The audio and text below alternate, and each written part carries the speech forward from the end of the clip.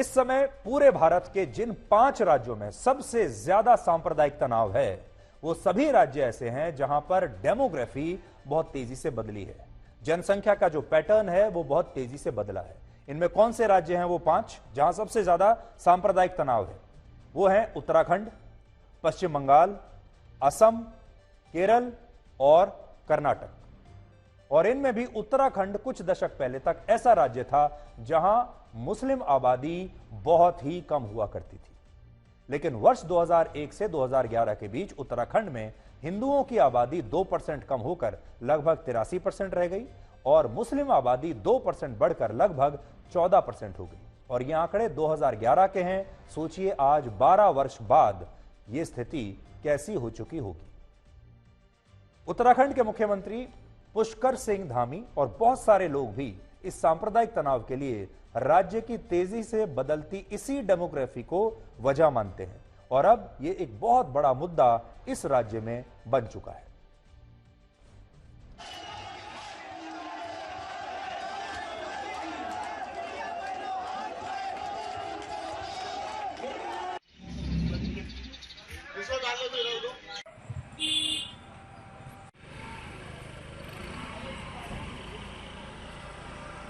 कि 1971-72 के आसपास यहाँ पे मात्र जो है 2 नाई हुआ करते थे और एक व्यापारी और था जिसकी की रजाई गद्दे की दुकान थी छोटी सी, और रजाई गद्दे से पूर्व जो उसकी एक छोटी सी मशीन थी और 2 नाई थे। वो भी जो है लकड़ी के खोपों में अपना काम करते थे। चाहे वो आज की डेट में हम देखें तो कम से कम 1500 के आसपास जो है नाइयों की दुकानें हैं और मोटर मैकेनिक हैं और कार वॉशिंग वगैरह का काम करने वाले भी इसी समुदाय के लोग हैं।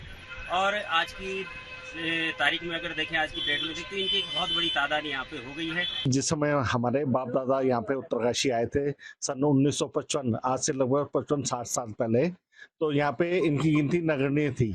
ये लोग 0 की रेंज में थे और आज आपके सामने स्थिति है कि 400 से 500 इनकी तादाद पहुंच रही है। हमारा ऑब्जेक्शन इनकी तादाद के ऊपर तो है ही है, साथ में ऑब्जेक्शन ये है कि जो ये नॉनसेंस बातें क्रिएट होती हैं, जो लव जिहाद के मामले हैं, चाहे लड़की भगाने का मामला है, चाहे और कोई भी मामले कई रोज हम पढ़ते हैं मीडिया में, व्हाट्सएप में, तो इसके लिए हमारी नाराजगी है। नहीं, देखिए, जो अतिक्रमण है और अवैध कब्जेदारी है, डेमोग्राफिक चेंज है, वो उत्तराखंड के मूल स्वरूप को बना रखना हमारी बहुत बड़ी जिम्मेदारी भी है और सबका सामूहिक दायित्व है। उसको लेकर सरकार काम कर रही है और ये किसी भी कीमत पर जो धर्मांतरण है, इस प्रकार के जो मामले हैं आज आए दिन जो आ रहे हैं, उन पर हम सख्ती से काम करेंगे। अब उत्तरकाशी में या उत्तराखंड के बाकी शहरों में स्थिति ये हुई कि शुरुआत में, आज से मान लीजिए 10 साल पहले, 15 साल पहले, वहां पर दूसरे राज्यों से जो मुस्लिम लोग हैं वो रोजगार की तलाश में इन शहरों में पहले आए और उन्होंने यहां पर अपनी दुकानें खोली या अपना रोजगार करना शुरू किया। इसीलिए उस समय संख्या बहुत कम थी। अब ये संख्या बढ़ी कैसे? वो बढ़ी इसलिए क्योंकि बाद में इन लोगों ने अपने जो रिश्तेदार हैं, अपने परिवार के लोग हैं, दूर के रिश्तेदार हैं, अपने गांव के जो लोग हैं, उन्हें भी यहां पर बुलाना शुरू कर दिया।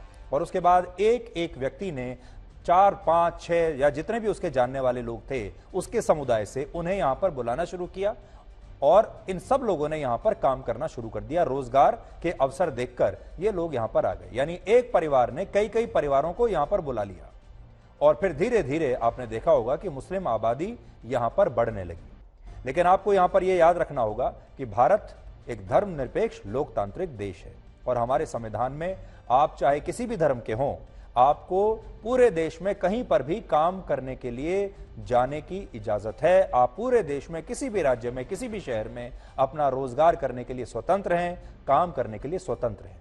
और इसीलिए हम बार बार कहते हैं कि भारत के जो लोग हैं इसी प्रकार से वो जम्मू कश्मीर में जाकर अपना काम कर सकते हैं। और आपने देखा होगा जब यहां से लोग जाते हैं भारत के अन्य हिस्सों से जम्मू कश्मीर में काम करने के लिए, तो कई बार उत्तर भारतीय लोगों को वहां आतंकवादी मार डालते हैं, उनकी हत्याएं कर देते हैं, क्योंकि वो नहीं चाहते कि भारत के बाकी शहरों से, बाकी राज्यों से लोग वहां पर रोजगार के लिए जाएं जम्मू कश्मीर में। लेकिन ये सभी का संवैधानिक अधिकार है, चाहे वो हिंदू हो, चाहे वो मुस्लिम हो, सिख हो या ईसाई हो।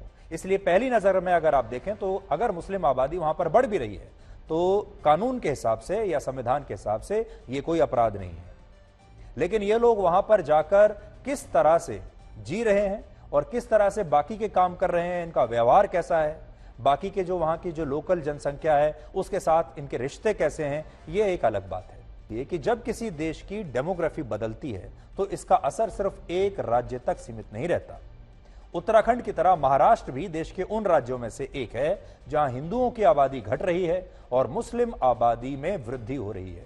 और इस बदलती डेमोग्राफी की वजह से महाराष्ट्र में सांप्रदायिक घटनाएं आपने नोट किया होगा हाल के दिनों में काफी बढ़ गई हैं। महाराष्ट्र से आपको लगभग हर हफ्ते हर महीने इस तरह की घटनाओं का कोई ना कोई आपको जिक्र मिलता है। और अभी आपने देखा होगा हाल ही में औरंगजेब की फोटो लगाने के आधार पर, औरंगजेब का पोस्टर लगाने के लिए, तस्वीर लगाने के लिए या व्हाट्सएप पर डीपी लगाने के लिए महाराष्ट्र में सांप्रदायिक तनाव हो गया था क्योंकि कुछ लोगों ने औरंगजेब की तस्वीरें लगाई थी।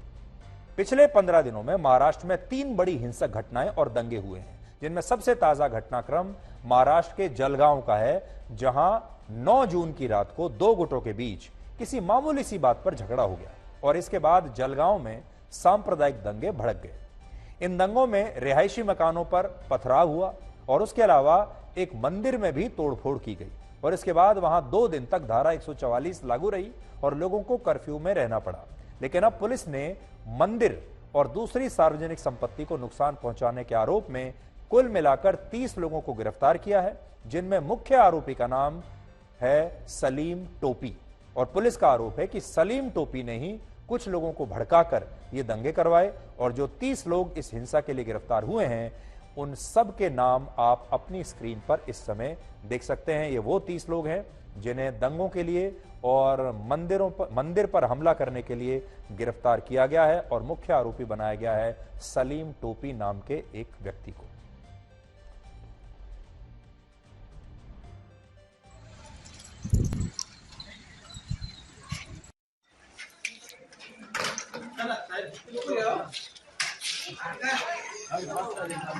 हम अभी इतने सालों से रह रहे अपन, ये पहली बार ऐसा हुआ कि हमको 1 सेकंड भी चांस मिला नहीं कि हम कुछ आवाज सकते हमारा इधर का यहाँ का। इतने पत्थरबाजी हुई बड़े बड़े, जैसे हमारे घर के तरफ भी बहुत हुए, दरवाजे की तरफ हुआ है, हमारे छत के ऊपर गया पत्थर। इन्होंने पत्थरबाजी शुरू किया, इतने जोर से पत्थर फेंके कि उसमें हमारे ऊपर की पानी की टंकी फोड़ दी, इलेक्ट्रिक का मीटर फोड़ दिया, पाइपलाइन थी वो भी फोड़ डाली, उसके अलावा दरवाजे लोखंडी दरवाजा था उसमें पर्ची पड़ गई वो भी तोड़ दिया। सर हमने तो 30 आरोपी को हिरासत में ले लिया है, अभी 30 बाकी है, करीबन 30-35 तो बाकी है। और हम और डीवीआर देख रहे हैं, जहाँ पे हमको डीवीआर सीसीटीवी कैमरे लगे हुए थे वो डीवीआर भी चेक करें, उसमें अगर हमें आरोपी और मिलते हैं तो हम पूरे आरोपी को हिरासत में लेने के बाद ही इसमें ये सिलसिला बन। तो पूरा आम पब्लिक का तो नहीं कि टीवी का सीसीटीवी कैमरे का नुकसान करना, या कोई 1-2 बंदा जो एंटी सोशल मानो या गुनेगार मानो उसने वो स्टोन से फोड़ दिया है, बाकी ऐसा ही लग रहा है। उत्तराखंड और महाराष्ट्र की इन घटनाओं के बाद अब आपके दिमाग में भी ये बात होगा कि समाधान क्या है।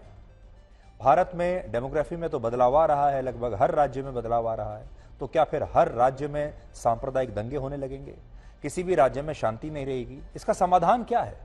तो समाधान है भारत का संविधान, जो भारत को एक धर्मनिरपेक्ष देश बनाता है। और धर्मनिरपेक्ष का मतलब है वो देश जहां विविधता बसती है और अलग अलग धर्मों के लोग एक साथ रहते हैं। यानी अगर भारत को आगे बढ़ना है तो भारत में हिंदू और मुसलमानों को भाईचारे के साथ रहना होगा और को एग्जिस्ट करना होगा। यह भाईचारा भी तब व्यवहारिक माना जाता है जब देश के संविधान की तरह वहां के कानून भी सभी लोगों के लिए समान हो। तो आगे बढ़ने से पहले सॉल्यूशन आप सुन लीजिए। इसका समाधान यह है कि हिंदू और मुस्लिम आबादी, मुसलमानों का भी यह देश उतना ही है जितना हिंदुओं का है, और अगर इन्हें आगे भारत के भविष्य के बारे में और अपने भविष्य के बारे में सोचना है तो उन दोनों को मिलजुल कर दोनों समुदायों को साथ में रहना होगा, जैसे अभी तक पहले रहते आ रहे हैं, और को एग्जिस्ट करना होगा भाईचारे के साथ। अब भाईचारे के साथ, बराबरी के अधिकार के साथ को एग्जिस्ट कैसे कर सकते हैं? जब मुसलमानों को भी यह लगे कि यह भी उनका देश है और हिंदुओं को भी लगे कि यह भी उनका देश है। अभी हमारे देश में यूनिफॉर्म सिविल कोड यानी समान नागरिक संहिता को लागू नहीं किया गया है। और हमें ऐसा लगता है कि अगर भारत के हिंदू और मुसलमानों को एक साथ कोएग्जिस्ट करना है, एक साथ खुशी खुशी एक साथ रहना है, एक दूसरे के पड़ोस में रहना है, तो भारत की इस विविधता को बरकरार रखने के लिए यूनिफॉर्म सिविल कोड को लागू करना बहुत आवश्यक है। जो कानून और अधिकार हिंदुओं के लिए हैं, वही कानून और वही अधिकार इस्लाम मानने वालों के लिए भी हैं और दूसरे धर्मों को मानने वाले लोगों के लिए भी होने चाहिए। और हमारे देश के लोगों को यह समझना होगा कि भारत एक धर्मनिरपेक्ष देश है, जहां सभी धर्मों के लोगों को भाईचारे के साथ मिलजुल कर एक साथ रहना होगा। और एक साथ इन सबको रखने के लिए जो सूत्र है वो है यूनिफॉर्म सिविल कोड का, जो कानून सबके लिए बराबर होगा, न्याय सबके लिए बराबर होगा, सबके अधिकार बराबर हैं और सबके कर्तव्य भी बराबर हैं। तो आगे अगर आपको भविष्य की तरफ देखना है तो हमें लगता है ये सबसे अच्छा सॉल्यूशन होगा। और बहुत सारे राज्यों ने, जैसे उत्तराखंड भी उन राज्यों में से एक है जिन्होंने, अब सरकार ने यह वादा किया है कि वो यूनिफॉर्म सिविल कोड अपने राज्य में लागू करेंगे और भी बहुत सारे राज्यों ने इस पर काम करना शुरू कर दिया है। इसलिए बड़ी बात यह है कि यूनिफॉर्म सिविल कोड किसी एक धर्म के खिलाफ नहीं है, ना वो हिंदुओं के खिलाफ है ना मुसलमानों के खिलाफ है। कई बार हम देखते हैं कि यूनिफॉर्म सिविल कोड का नाम सुनते ही जो दूसरे धर्म के जो लोग हैं, अल्पमत में जो धर्म है, उनके लोग असहज हो जाते हैं, जबकि सच्चाई ये है कि ये एक ऐसा कानून होगा, ये ऐसा कोड होगा जो सबके अधिकारों को बराबर कर देगा।